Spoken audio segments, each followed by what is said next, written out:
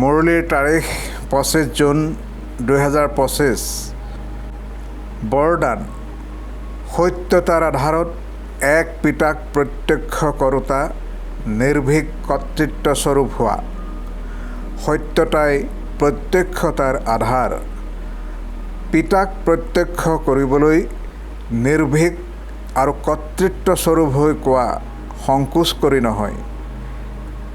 যেতিয়া অনেক মতধাৰীয়ে কেৱল এটা কথা মানি ল'ব যে আমাৰ সকলোৰে পিতা এজন আৰু তেওঁৱেই এতিয়া কাৰ্য কৰি আছে, আমি সকলো এজনৰে সন্তান এক হওঁ আৰু এই এজনেই যথাৰ্থ, তেতিয়া বিজয়ৰ পতাকা উৰুৱা হ'ব। এইটো সংকল্পৰে মুক্তিধামলৈ যাবা।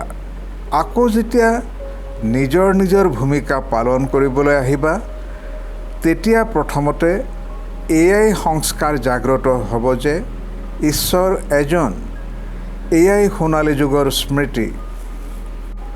শ্লোগান: সহ্য কৰা মানেই নিজৰ শক্তিৰূপ প্ৰত্যক্ষ কৰা।